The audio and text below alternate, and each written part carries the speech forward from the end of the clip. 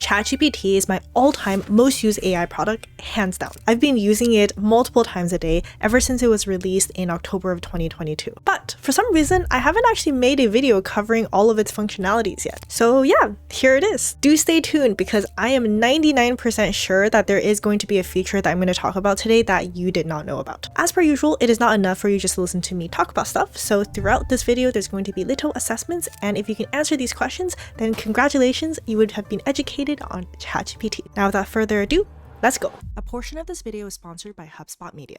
ChatGPT is the OG AI chatbot, and to this day, it is the most used chatbot at almost 550 million monthly active users worldwide. And the reason for this is that it's just the best general chatbot out there. It's fast, reliable, and well-rounded. And more subjectively, it also just feels the most human-like. Kind of like safe and warm, which I'm sure OpenAI has spent a lot of money to develop ChatGPT's personality to be like that. I want to give you a quick overview of all the features that we're going to be covering today. When you first go to chatgpt.com, you will be greeted with this very iconic window, and you can start typing over here. If you click the little plus button, there's things like adding photos and files. There is agent mode that allows you to not only just chat, it can actually do things for you as well. We're going to be seeing that soon. There's deep research for in-depth research tasks, image generation, using connectors where you can connect to a lot of different third-party softwares to give it more functionalities, as well as more specialized features like study and learn for learning things specifically, web search for internet stuff, and Canvas, which is specialized for editing text and for code generation. You can actually build dashboards and applications right through the ChatGPT interface. Over here, we have dictation, and this is probably my favorite functionality from ChatGPT, which is the voice mode. I usually like to use it on mobile. Going to the left-hand corner over here, we can see that the default model these days is ChatGPT 5. This can change by the time that you watch this video. They have different types of model and then some legacy models as well. Moving to the sidebar over here. So Codex is specialized for coding. Sora is specialized for video generation. If you click into GPTs are custom versions of ChatGPT that have very specific skill sets, like Write For Me, Scholar GPT, astrology charts, coloring book, data analysis, and projects are great for keeping things organized. This is already a lot, but there's actually even more. If you go into the settings page, ChatGPT has schedules, which allows you to schedule tasks that can be reoccurring like every hour, every day, weekly, or monthly, or yearly. It also allows for more personalization, like how it is that memory is being managed, how your data is being controlled, and security options as well. You can also give it more additional information about yourself for more customized instructions if you like. And finally, two other things that I do want to show you in this video are technically not part of the ChatGPT chatbot, but it is closely integrated and part of the OpenAI ecosystem. So I just wanted to show you guys too. This is the OpenAI Playground, where advanced users are able to have a lot more control and functionalities, and also OpenAI's Agent SDK, which is a really powerful framework developed for making agents specifically. All right, let's now cover each of these features in detail. Okay, so fresh new ChatGPT chat, and we're currently using ChatGPT 5. I set it at auto, so it is able to automatically decide which model it is that it wants to use in the suite of GPT-5 models. The way that most people start using ChatGPT is by just using it like search. Like, what's the most popular keyboard these days? It would search the web, and then it will give you some like recommendations like Logitech MX Keys S, general budget signature ones, etc. So they would just use it like Google search. And this is actually fine because you see it actually gives you quite a lot of different details, community information, also gives you like summaries and recommendations. But what I really think makes ChatGPT shine is its creativity and how personalized they can be. For example, if you ask it to tell me a compelling story from a historical context that can help me market running shoes. And it would tell me about the story of I don't know, the first marathon. More than 2,500 years ago, it's in 490 BCE, the Athenian army faced the mighty Persian Empire at the Battle of Marathon. Against overwhelming odds, Athenians achieved a stunning victory, etc., etc. And then it would tell me why this works for marketing running shoes, heroic endurance, emotional hook, connection to legacy, and powerful taglines like run like Philippides, defy the impossible, built for the miles that matter. And it says, would you like me to turn this into a short cinematic ad concept? Yes, a short cinematic ad concept. And it would give me this kind of script. which is 45 to 60 seconds long, and it will give me like a storyboard and audio and how it is that you can have a voiceover that is deep and resonant. In 490 BC, one man ran through the dust of history. That was not very good. Maybe find a better voice actor. But yes, you can see that like this is what I mean when it's a lot better when you're using it for something that is very creative and very personalized. Stuff like look at my website www.lonelyoctopus.com and give me suggestions for how I can improve it. This is what it looks like, by the way. Very simple website for building AI agents. And it tells me blah blah blah, like I visited your website. It says here are some tailored suggestions to potentially enhance the site's user experience, engagement, and conversions. Clear, engaging hero section, messaging and visual hierarchy, building a sense of urgency and transparency, etc. etc. So it's telling me I should add these different things, which I apparently all do not have. Well, I should come back to this later during agent mode, where I'm going to show you how it is that you can actually get ChatGPT to build out this like much better version of your website. But yes, another shining factor of ChatGPT is that it has great multimodality. What I love to do is I like to take photos of things and actually send it to ChatGPT all the time. For example, this is a photo of my fridge. Help me identify what it is that I can make with only these ingredients. Identify and explain this disease if I were a medical student trying to learn about diseases. Something that I did recently, my toilet broke, so I'm asking it which lever should I be pressing in order to stop my toilet from leaking, and it actually worked. I like to do this a lot on the mobile app too, by the way, and ChatGPT does have an excellent mobile application. Something that is exclusive to the mobile version is that you can click the voice part and you can actually turn on the camera here, and you can ask it something like, can you identify the kind of keyboard it is? Here, I'll give you a better view. Sure. From what I can see now, it looks like it's probably a mechanical keyboard with those rainbow RGB lights, and it's most likely a full-size model. I can't tell the exact brand just from the look, but it's definitely one of those gaming-style mechanical keyboards. Looks pretty cool. Fair enough. What about this mouse? No worries at all. I got a little glimpse of the mouse there. It looks like an ergonomic vertical mouse, probably designed to keep your wrist in a more natural position. Those are actually really comfy if you're working long hours, so nice setup overall. Do you know what brand it is? It actually looks quite similar to something like the Logitech vertical mouse, maybe something from their Lift or MX series. It's got that distinctive shape. I can't say for absolute certain, but it's definitely in that style. So you've got a nice ergonomic combo going on there. I love the voice functionality. Do you see what I mean by I'm saying it just has that, like, they just really got that personality right. Feels like warm and inviting, but also not like weird or like too personal. That was money well spent. OpenAI. In fact, the reason why I said the voice function is really my favorite functionality, and you know what, I'm like not embarrassed to say this, okay? Like I talk to ChatGPT a lot through the voice functionality. Like I really like talking through like different projects that I'm thinking about, even like role-playing different conversations, especially harder conversations that I might be having with somebody, usually somebody from my family. Sometimes I need like affirmations and just like to talk to someone about something when you don't want to go and bother like actually one of your friends, right? I don't know, maybe I'm just like weird that way, but I don't actually think I am. I really think like ChatGPT really is a really, really good way to soundboard and have conversations with.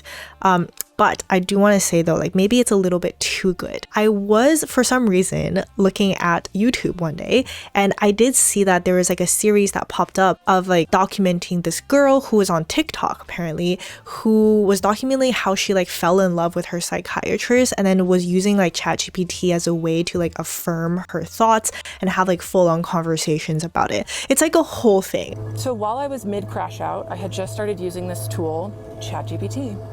And I went to chat, who I immediately named Henry. I'll actually might like link the video in the description if you want to check out the drama. But it was like kind of disturbing how much like integrated ChatGPT was like for this girl's like thought process. And people were saying that it might be like AI psychosis or something like that. So I guess the takeaway here is that ChatGPT, the voice functionality is absolutely amazing. But you know, you gotta be a little bit careful. Like don't let it be too integrated and get too comfortable with it. you know? Let me know in the comments if you actually know what I'm talking about this whole like I fell in love with my psychiatrist saga on TikTok. ChatGPT is also pretty good at analyzing different documents and data and creating visualizations. For example, I'm going to copy paste this article about digital nomad boom, as well as the CSV file about digital nomad locations and the number of digital nomads, and this PDF document about the trends of research on digital nomads. So it's like a 14-page research document. And I'm gonna ask it, based on these sources, create an interactive dashboard that illustrates the trends of digital nomads in 2025. Here is actually the code interpreter that's being used. So ChatGPT is also able to generate code and analyze code too. I'll show you guys more like of its coding abilities when we're gonna vibe code some little apps later on. And this opens what is called the canvas. So this is like a little pop-up that allows you to preview different things that have been coded. You can see yearly publications for digital nomad trends. Top countries is the USA, and then Russia, and then Czech. And different keywords would include digital nomad, co-working, mobility, you know, things like this. Okay, so I can probably ask it like more specific information, like look into other sources and include trends like amount of money that people are making, what industries they are in, what visas they are on. Yes, add these to the dashboard. Okay, cool. We have more things now, like most earn between $50,000 to $250,000. So different incomes, different employments, but yeah, different visas as well here. Anyways, so there's like a lot more that you can do here. Honestly speaking, like the dashboard is okay, but it's definitely not as good as using something like Claude, for example. Like Claude is much better, but ChatGPT is good. It's like a general purpose kind of situation.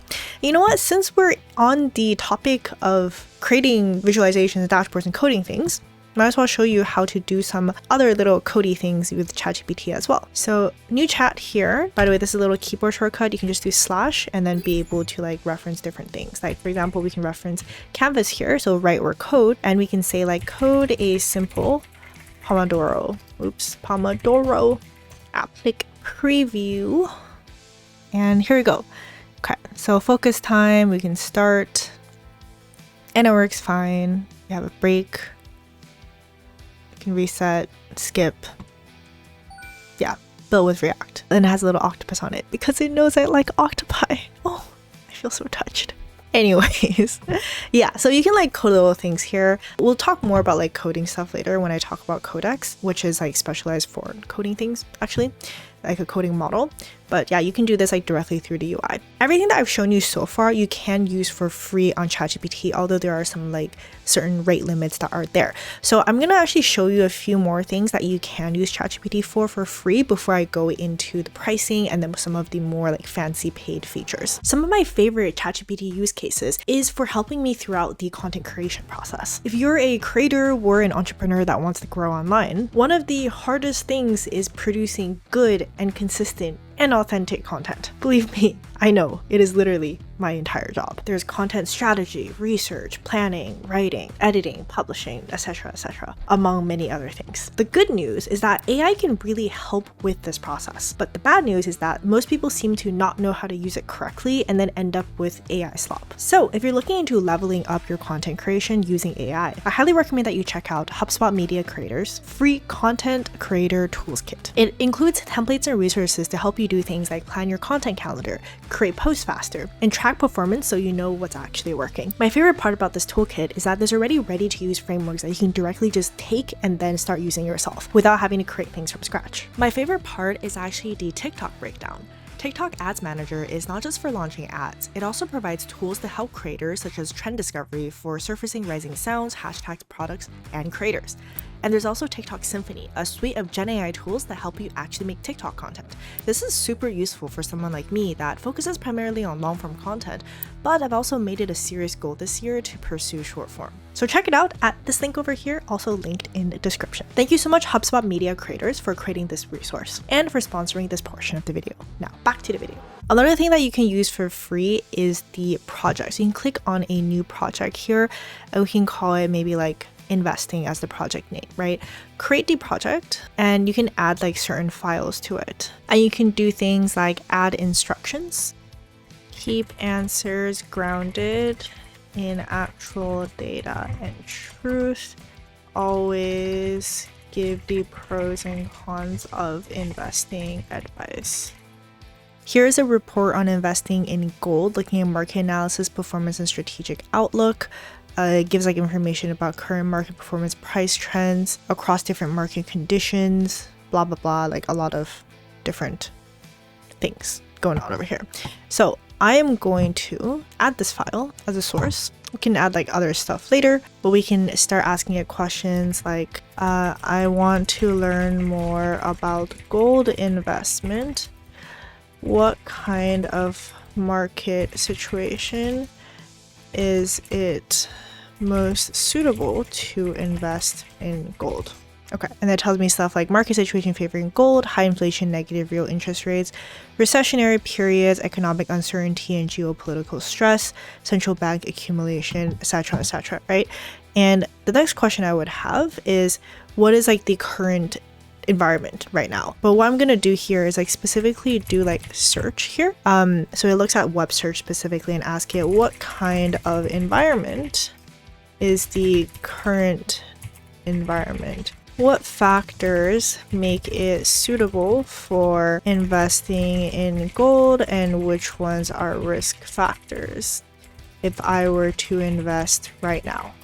And it says, here's a breakdown of the current as of early September 2025 macro environment, weak US labor market, Fed rate cuts expectation, blah, blah, blah, blah, blah, a lot of these things. Remember how we said previously for it to always list out pros and cons in the system instructions? So it's doing that right now. It says, would you like help building a decision framework like a checklist for when to enter gold? I'll be like, yes. And you can just like go on like this, right? To make like an informed decision in the end if you should actually invest in gold or not. Hashtag not financial advice. Hashtag not investment advice. It is good research advice though. So yeah, maybe at some point you want to like invest in other things as well. So you can add in like other types of files and create like a new chat that would be talking about like, tell me about investing in real estate, for example, as like a different asset class. So yeah, it's quite nice because all of this is going to be under the investing project. Another feature that you can use for free are the GPTs over here, which are custom versions of ChatGPT that combine together instructions, extra knowledge, and any combination of skills. So there's a lot that's already available here, like Scholar GPT, Humanized AI, astrology birth charts. There's DALI, hot mods that's modify your image and do something really wild. Data analysis, coloring book hero, writing. There's a lot. Continue to go on the investing trend. Maybe we'll click on the finance and economics, stock, crypto, and trade invest. This one. This is created by somebody and you can see it has like ratings and things like that, and we can actually start the chat and you can ask it things like today's market update. Okay, it gives you like September 5th 2025 S&P, okay, what to watch for, and like gives you additional information, and you can like ask it more questions. What are some assets that I can consider investing in today's market conditions? So it says given today's market conditions characterized by a softening labor market, plunging bond yields, and rising expectation of aggressive Fed rate cuts, blah blah blah. Yeah, it gives you like a lot of this information. And yeah, this is general information, not financial advice. Hashtag also not financial advice. So yeah, you can keep doing like this. You can explore a lot of the other GPTs that are available here as well. And you can also create your own GPTs too. This does require a paid plan though, but you can build something like make an expert keyboard builder who can make me really creative and interesting keyboards within a certain budget. The reason why I'm doing this is because sadly the keyboard that I spent a very long time building, which I did in this video, has broken. So now I want to make a new one. So I want to create a GPT that is just for building keyboards. How about creative keyboard builder? Sure. Sounds good. A profile pic. Okay. Yes, this is good. So we can go through the rest of these prompts.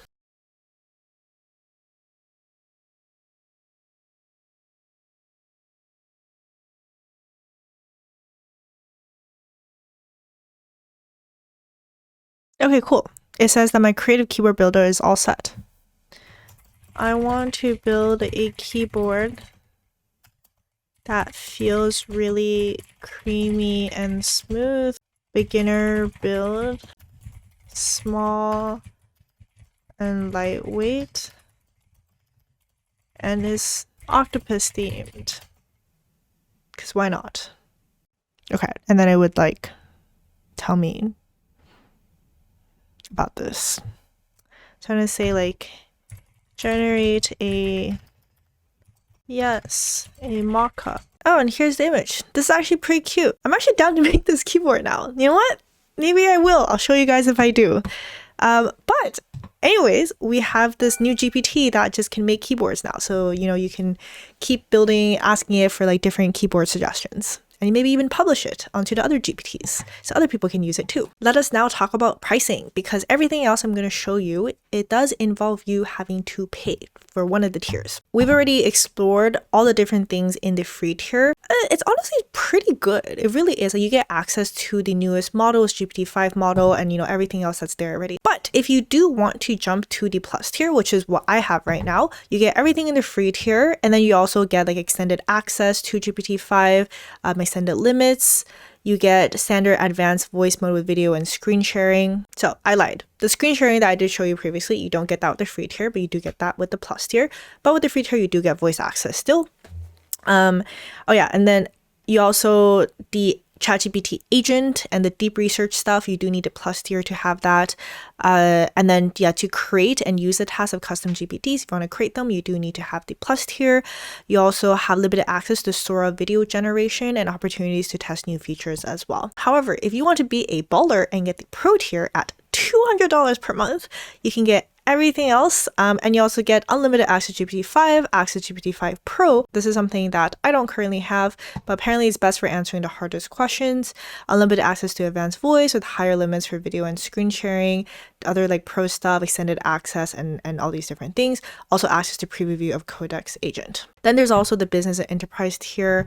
For this one, it primarily has more admin controls, data exclusion from training by default, and a lot of like compliance information, and the ability of doing a lot of collaborations. And then the enterprise is like super duper secure people stuff, and you have to contact sales. Now, before I jump back in to show you all the other features, let's do our first little quiz. Please write the answers for this assessment in the comments below. Let me show you the deep research model. /deep research. Say I'm interested in the dating trends of today's world.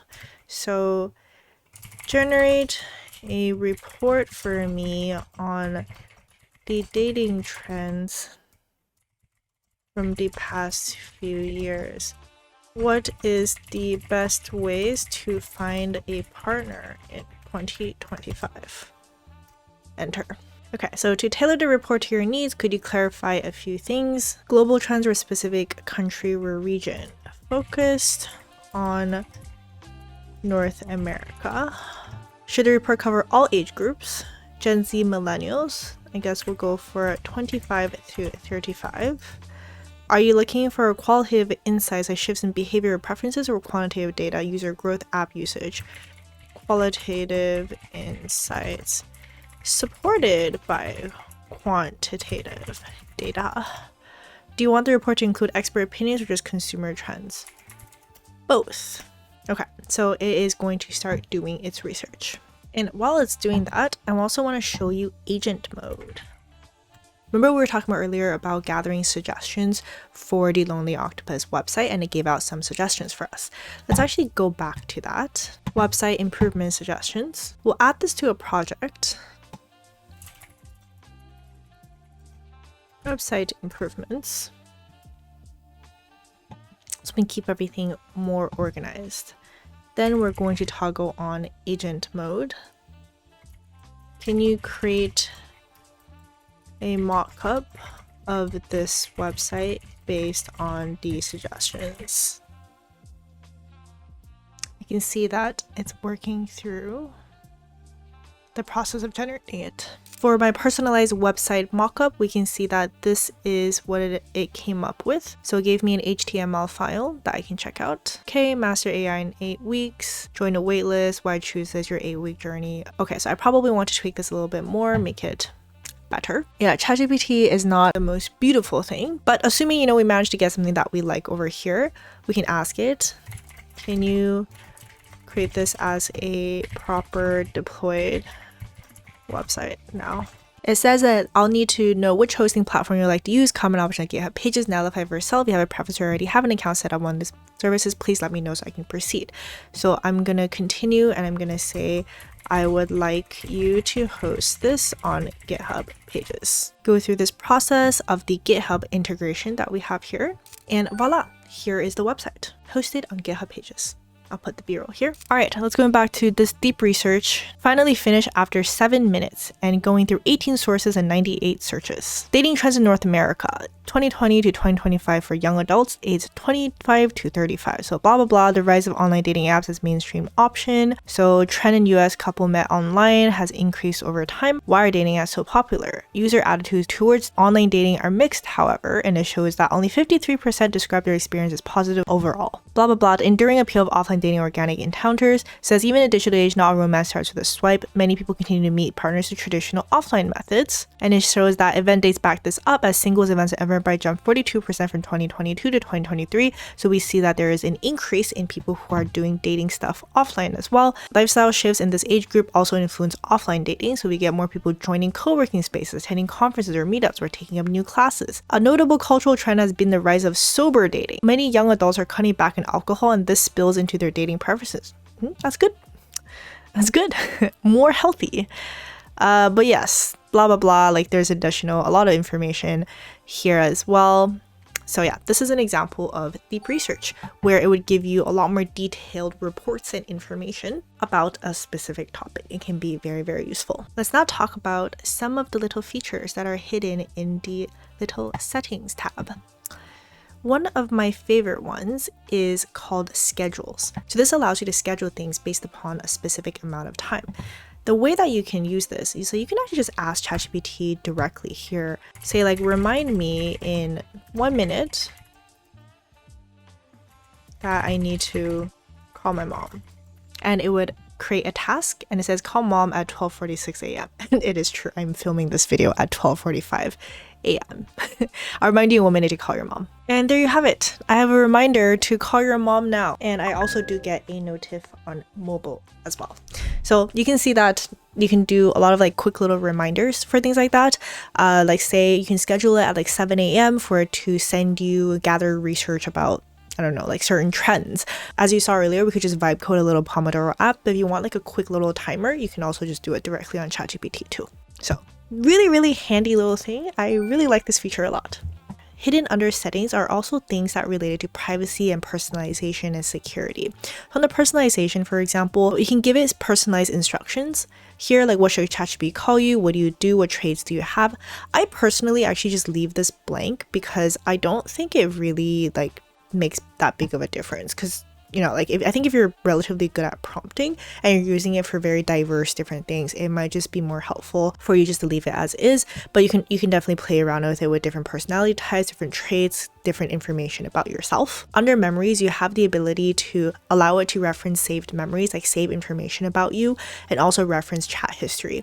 So you can turn these off, but of course, if you turn these off, ChatGPT wouldn't have access to information about you and the different things that happened in the past. So you just have to tell it like over and over again. And also record mode, reference record history, let ChatGPT reference all previous recording transcripts and notes with responding. If you are concerned about privacy, you can toggle those off as well. Just by the way, a kind of like thing that you can actually do if you want to see like how much ChatGPT actually knows about you, just ask, what do you know about me? Yeah, it knows a lot about me. My identity, my name, what I do, content creator, entrepreneur, lonely octopus, branding and style, project, lifestyle, interest, learning, productivity. Yeah, crazy. So if you want to actually see what ChatGPT knows, just try doing that. Anyways, You can also go into data controls. You can ask it, for example, to, right now I have improved the model for everyone, but you can also not allow your content to be used for training. And you can also like do things with your voice models. Like I don't allow it to use my audio recordings and my voice recordings personally. You can change these things, manage shared links, etc., etc. Exporting data, you can also export your data. You can delete chats, you can archive chats. And under security as well, there's multi-factor authorization, logging out devices, secure sign-in, and different information that is here as well. So you feel free to play around with personalizations and these different security and data controls if you are interested in limiting the amount of information that ChatGPT might be aware about you. Time for our next little quiz. Please put your answers in the comments below to make sure that you're still following along. It's a long video, I know. We're almost done. Next thing I want to show you is Codex, which is specialized for coding here. You can connect to your GitHub. So I already have something connected here. And for example, I have like this Lonely Octopus Acupuncture AI project. I can do something like explain the code base structure for newcomers. Click ask over here. And the response that I would get would tell me the general structure, like it's a Streamlit app, OpenAI wrapper, PubMed utilities, etc., etc. It also does tell me that I have hard-coded credentials, which is very true. Maybe I shouldn't have my WordPress credentials and OpenAI keys in the plain text files. That's also true. This is a private GitHub repo, which is why I didn't remove these API keys, but I probably should for best practices. Tina, bad. Not doing best practices while you're preaching it to the internet. Exposed. Anyways, it tells you a lot of the information, so it's really useful if you are a technical person or if you're learning how to code. Just asking it to explain a code base, it's such a powerful thing because like prior to the AI era, it would take ages and ages to like figure out other people's code. This is like super powerful. You can also ask it to vibe code something for you, like code a simple Pomodoro app. And you can click code over here. And it will also do this as a task. And once it's done, it will be pushed to your GitHub repo, and then you can run it and tweak it and do things with it as well. So you can use Codex with your terminal. You can also do it with your favorite IDE like VS Code, for example. And you can also enable code review. I'm not going to go into too much more about this because it does get a little bit technical here, but just so you know that there is Codex and you can use it. If you're technical, it can be quite useful. Again, with OpenAI, is it the best code editor, the best application, the best model out there? No, it's not, but it is convenient to use. Many of you have probably also heard of Sora for video generation. So this is Sora. You can also just access it from the ChatGPT interface, and you can do things like generate images or generate videos and different like resolutions and things. And these are collections of images that people have generated. And here are some videos that people have generated as well. A potato eating another potato. Yeah, let's do that. It's like 12:57 a.m. Forgive me. This is my current brain cell level. But yeah, you can do stuff like that. Oh, here's a potato eating another potato. Oh, I kind of wanted it to like put it in its mouth, but that's okay. You can actually like edit the prompt if you want, and also like cut it, remix it, blend it, loop it. You can actually also produce like storylines to have like longer storyline of your potato eating your other potato if you want.